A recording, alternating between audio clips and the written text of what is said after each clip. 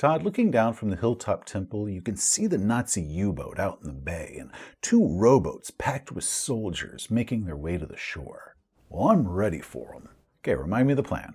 Okay, so following the trail up from the beach, I have a swinging log trap here, and then pitfall traps here and here.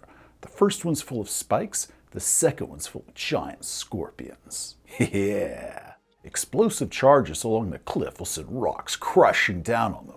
And then, up next to me, I've got a rolling log trap. So that way if they start coming up that slope, it'll just come crashing down on them and give them a bad day. And then I'm going to be up at the temple entrance with my rifle and a case of dynamite. Well, someone's been watching Swiss Family Robinson. I only steal from the best dude. You estimate it'll take about 5 minutes before they make it to shore. Then I'm going to yell through the open temple door, "Contact in 5 minutes!" And on that note, let's flip the camera inside. Mike Dweebles, you've entered a large stone chamber. Skeletons, many of which have been dismembered and dissolved, litter the floor before you. Then beyond a 12-foot wide trench, the sapphire idol sits atop its altar, the light of your torches glinting in its faceted eyes. I'm going to toss a coconut across the room. A blade swings down and chops it in half, and then a black jet of fluid comes squirting out of one of the graven mouths along the wall, and the half coconut begins sizzling and melting into the floor.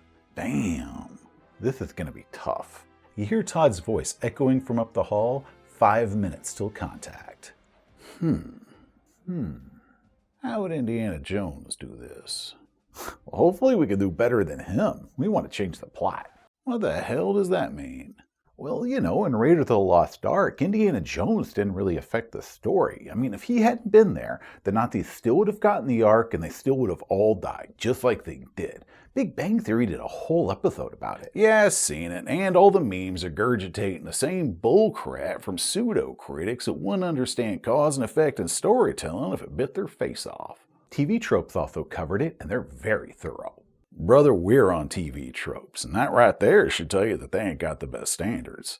Guys, can we get back to the game? I want to kill some bad guys. Let's let this one play out. Raiders of the Lost Ark is one of my top 2 favorite movies of all time. In fact, it's the first movie that I have any memory of seeing in theaters. When I was a little kid, I barely remember it, but I do know it was Raiders of the Lost Ark. Me too.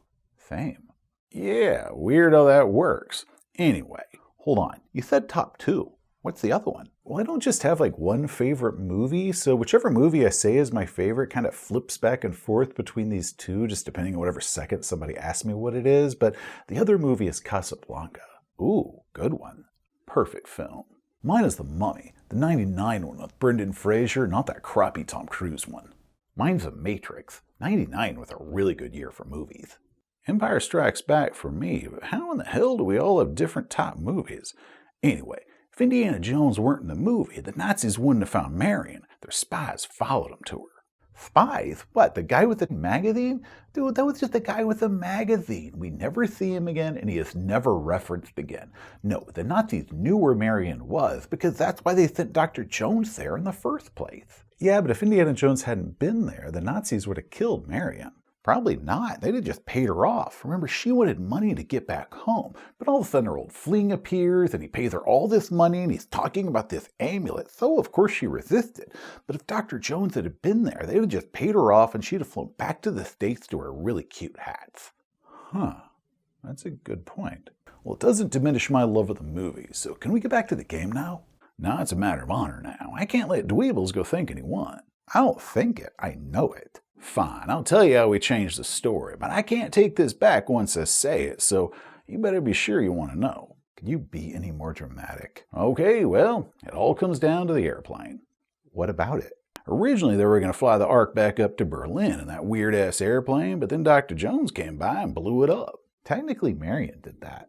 True, but Marion wouldn't have been on that plane unless Dr. Jones put her there. Anyway, so the Nazis put it on a plane, the Dr. Jones blew it up, and then so the Nazis put it on a truck, and Indiana Jones came by and stole the truck, and then he loaded it onto a ship. That's when the Nazis had to go get it back with a U-boat. It never explained how he rode that submarine all the way to the island. It was a deleted scene where he had to lash himself to the periscope. Stay on target. Anyway, the only reason they were on that island in the first place is because that's where the submarine base was. And Dietrich, he didn't even want to do that ceremony at all, but Belloc talked him into it because of all the trouble that Dr. Jones had put them through. But if Indiana Jones hadn't been there, they'd have just simply loaded the Ark up onto an airplane and flown it straight to Berlin, where it would have been opened by Hitler and killed him. And you know he wouldn't have been alone either. He'd have had all his flunkies with him. Himmler, Goebbels, all of them. Might have even called up his good old buddy Benito. Said, hey man, why don't you come up to Berlin for my box opening? You know, just wanted to show it off. And it melted their faitheth right the hell off.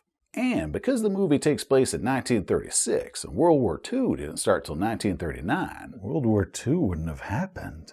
Exactly. Millions of people wouldn't have died. Yup, and if Indiana Jones had simply told Porkins that he didn't want that job, all the Nazis would be dead. Instead, he took the job, which forced the Nazis to take it to this Greek island where Belloc talked him into opening it, and they all died. Then Indiana Jones just simply gathered it up and took it back to the States. How did he get off that island? Hell if I know, but the point is that Indiana Jones definitely affected the story, because otherwise Hitler would be dead. Oh my God, Indiana Jones is the villain. I wouldn't go that far, but more of a victim of his own success. All of us are, if you think about it. Well, that does suck, but can we get back to the game now? I need some time to process this. Yeah, I'm not feeling it anymore today, guys. I think we should just hold this off until next week. Oh, well, I hope you're happy. Yep, got to prove Dweebles wrong, and I bought myself a whole week to figure a way through this and get in that idol. I call today a win.